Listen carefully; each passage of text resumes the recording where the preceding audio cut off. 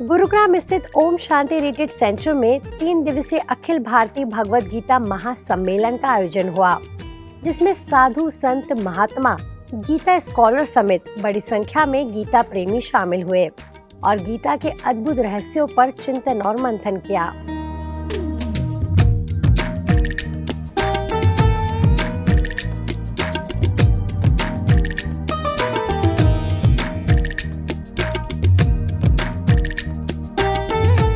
सम्मेलन में अतिरिक्त महासचिव राजयोगी बीके बृजमोहन भाई ने कार्यक्रम के उद्देश्य को स्पष्ट करते हुए कहा कि गीता ज्ञान को सही परिप्रेक्ष्य में समझने की आज जरूरत है, क्योंकि गीता शास्त्र वास्तव में भगवान द्वारा सुनाए गए ज्ञान का यादगार है और बहुत समय के बाद लिखे जाने के कारण गीता ज्ञान का भाव परिवर्तन हो गया है।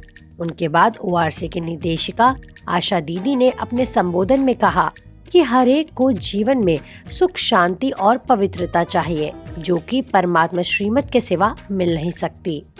वर्तमान समय कलयुग के अंत का समय है और सतयुग के अगले युग के आने का समय है।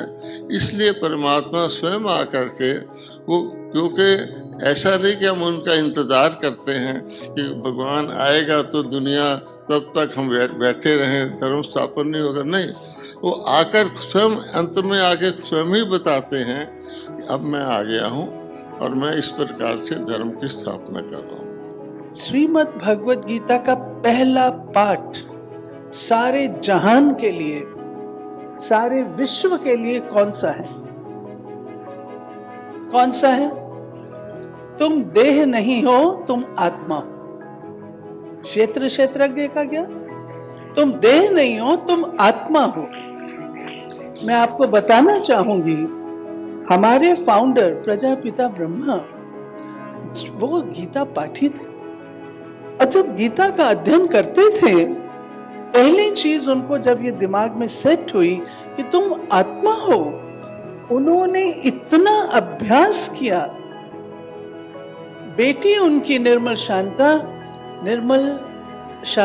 आत्मा है, पुट्टू आत्मा है, उनकी युगल जसोदा माता आत्मा है, आत्मा है, आत्मा है, आत्मा है। वो चीज उन्होंने अपने जीवन में उतारी।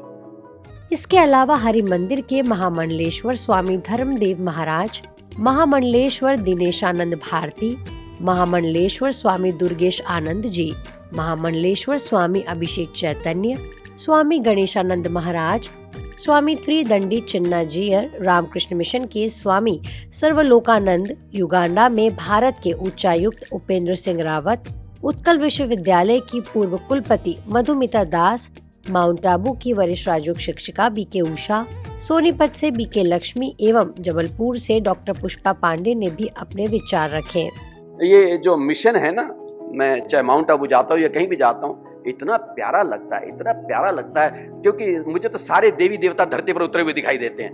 ये जो ब्रह्मा कुमारी मिशन को मानने वाले हैं, मुझे बिल्कुल ऐसे लगता है कि साक्षात देवी देवता धरती पर उतर करके आए हुए हैं। ऐसा प्यारा, और आपका संदेश भी अद्भुत होता है। अब बताओ, हर कोई व्यक्ति दुनिया में आकर के अशांत अशांत अशांत वो दिखाई देता है, लेकिन एक शांति का स्वर गूंजता है कहीं, तो आपके यहाँ आकर के सुनाई देता है और दिखाई देता है। शांति का साम्राज्य दिखाई देता है। गीता कहां से आरंभ होती है? और गीता में श्री भगवान उवाच कब आरंभ होता है?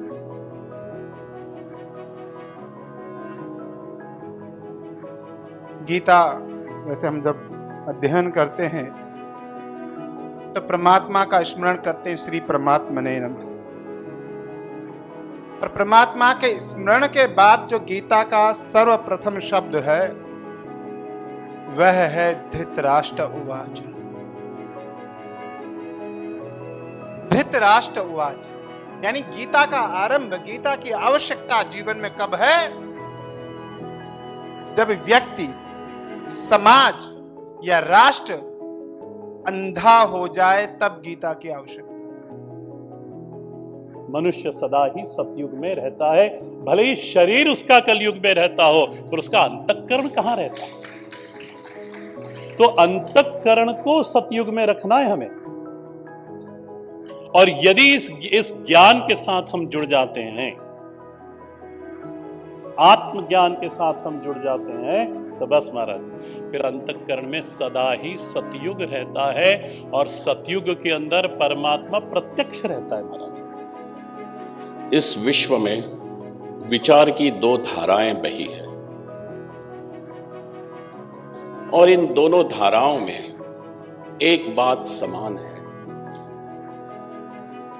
भगवान के अवतरण की। कलयुग के अंत में अगर कोई दिव्य स्वरूप में अवतरित हो जाए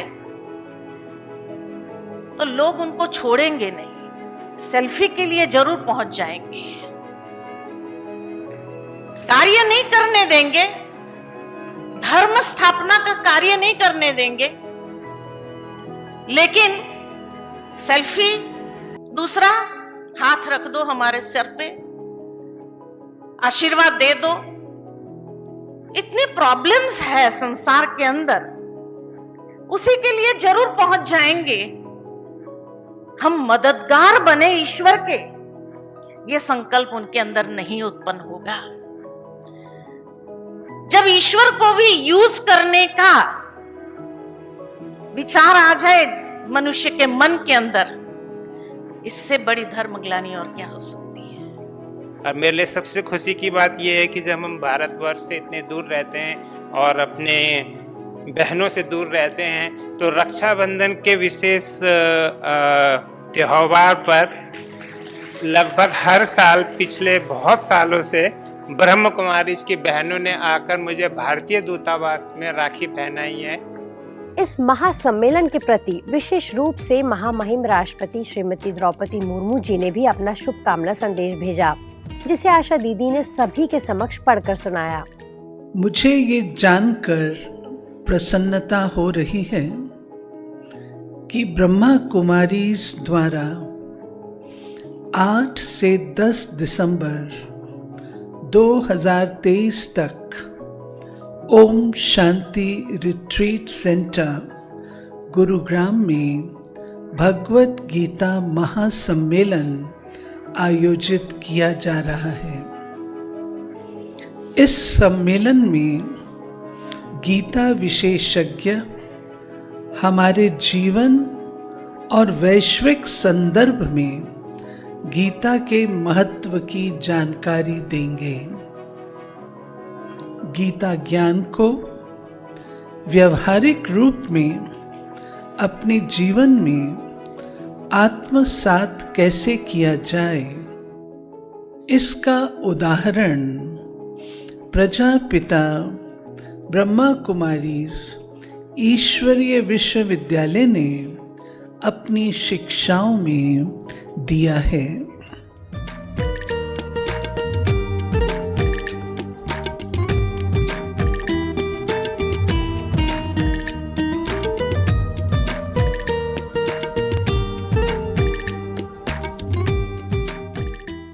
इसके अगले दिन ओम शांति रिट्रीट सेंटर का 22वां वार्षिक उत्सव भी बड़े ही हर्षोल्लास से मनाया गया।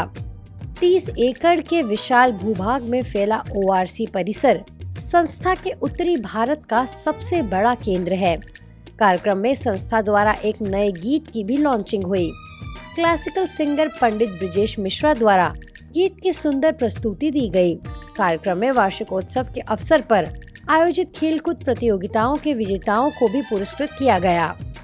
कार्यक्रम में संस्था के 5000 से भी अधिक सदस्यों सहित अन्य लोगों ने शिरकत की। BK सुनैना और BK हुसैन ने मंच का संचालन किया। तू बन के बादल प्रकाश का बरसे यहाँ निरंतर, सब रूहें यहाँ परम पावनी, दिखता नहीं कोई अंतर, तेरी किरणों की बूंदों से सब रूहें रही निखर, प्रकाश का एक समुंदर है तब तेरा ये प्यारा घर।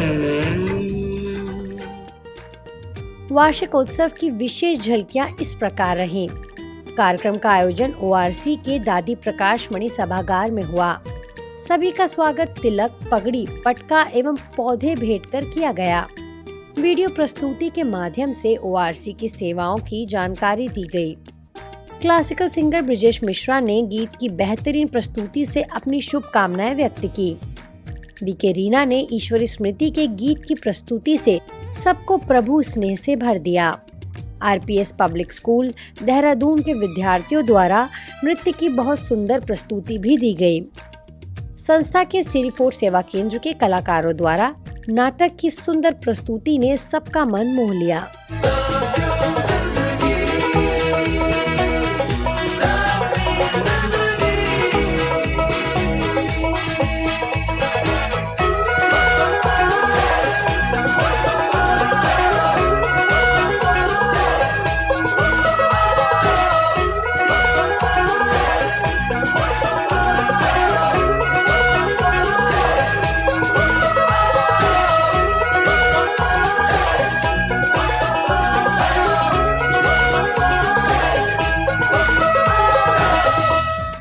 इसके अलावा इस खुशी के मौके पर नेपाल के राजदूत डॉक्टर शंकर प्रसाद शर्मा ने अपने संबोधन में कहा कि नेपाल और भारत दोनों आपस में जुड़े हैं।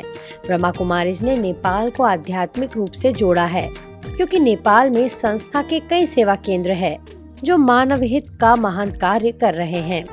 भारत को विश्व गुरु बनाने में ब्रह्मा कुमारीज की अहम भूमिका है।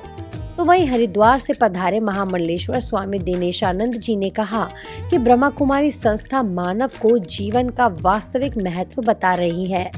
ब्रह्मा कुमारी का सेवा भाव बड़ा ही अद्भुत है। उन्होंने कहा कि भारत की भूमि पर जन्म लेना भी एक वरदान है।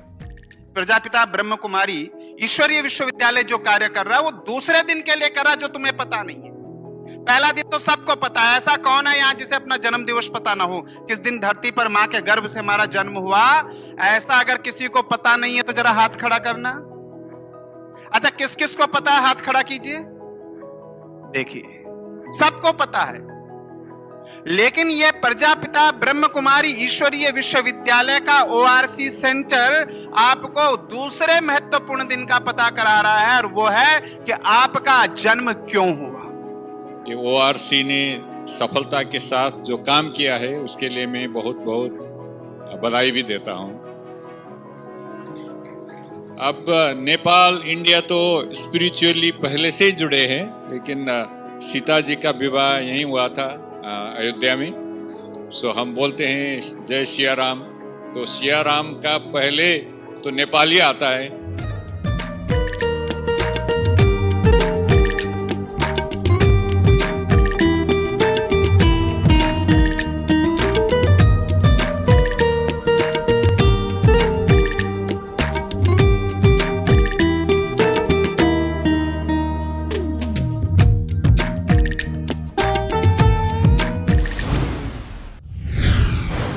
आज के बुलेटिन में फिलहाल इतना ही। अब लेती हूँ आपसे इजाजत। नमस्कार। ओम शांति।